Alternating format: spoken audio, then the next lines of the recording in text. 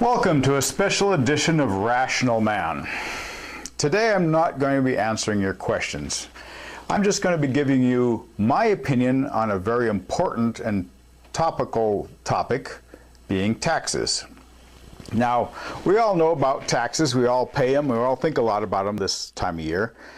In fact, we should be thinking about them every day, because no matter what or when you're watching this video, it's always tax day. Just like when your parents used to tell you, when you'd ask them, why is there a Mother's Day and a Father's Day? Why is there no Children's Day?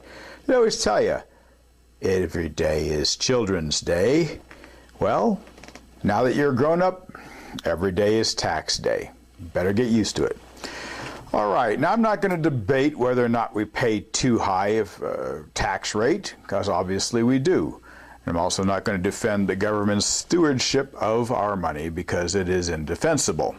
However, regardless of how you personally feel about it, we still have to pay taxes. So I'm going to discuss what I feel is a new concept of taxes.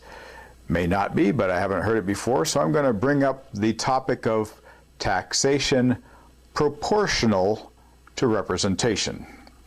Now, quite simply, in the olden days, when we had real tax revolts, they would be called taxation without representation, which is exactly what it was. I mean, King George would take our money and he'd give us nothing back. Now, the way we see it, in modern day, we pay way more taxes than any colonist ever did, but we also have more stuff to take care of. We have more programs, we have more infrastructure, we have a lot of stuff that requires money. Now, all of us benefit from, basic things like transportation systems and defense and schools and that sort of thing.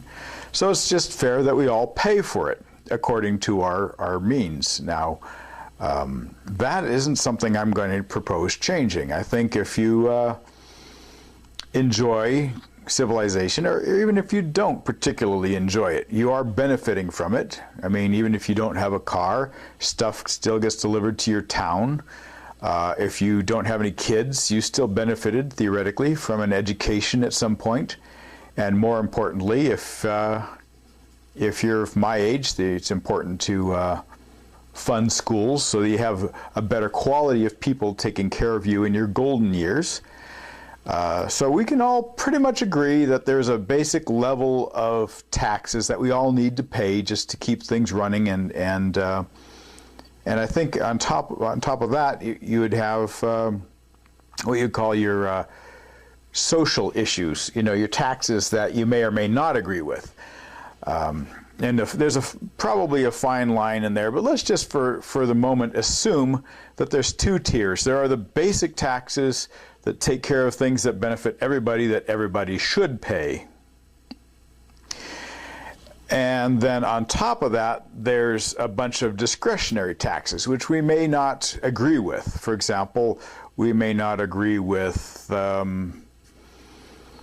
paying for foreign criminals to live out their lives in our prisons, or we may not approve of marijuana eradication efforts, or whatever it happens to be. I'm not saying any of these are my particular hot points, but I'm saying that there are probably dozens of issues that face us every day that would be that are going to cost money because somebody's going to want to fund it. Now, here's where taxation proportional to representation happens.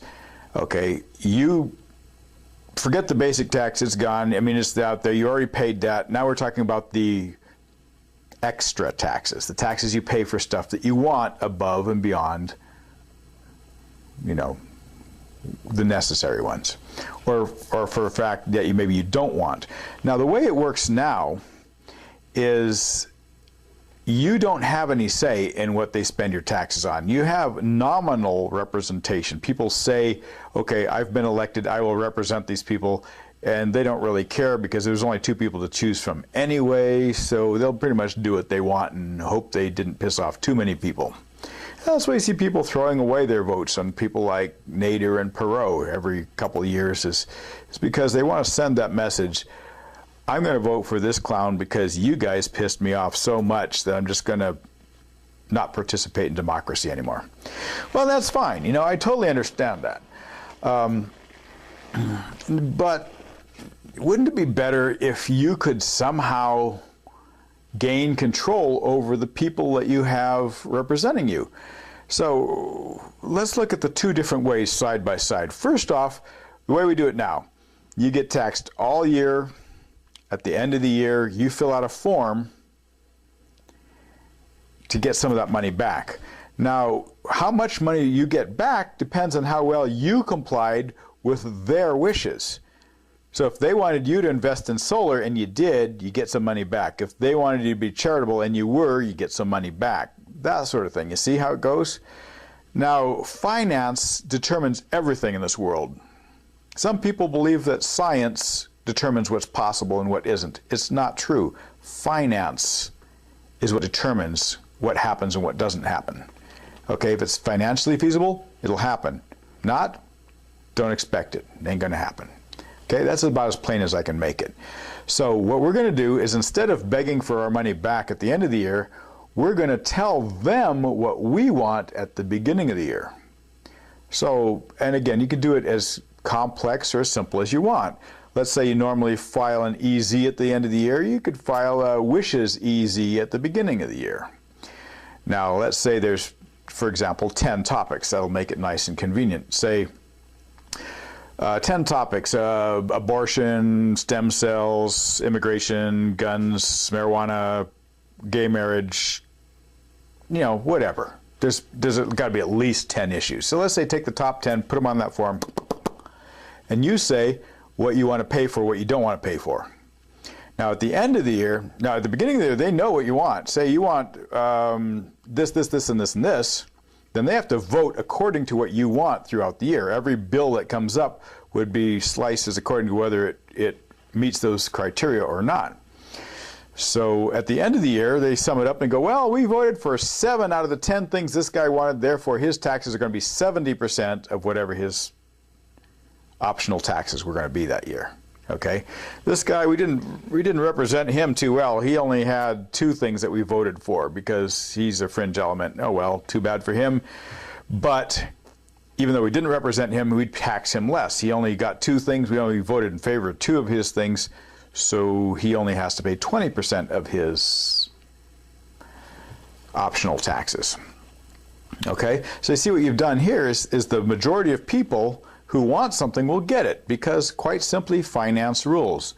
They will follow the money no matter what they believe. No matter what, Democrat, Republican, it wouldn't even matter. It'd be like TIVO to primetime. These guys would have to do whatever you say if they want the money. So that's what I'm saying, is by taking it out of their hands and putting it in your hands according to what you want, not what they want.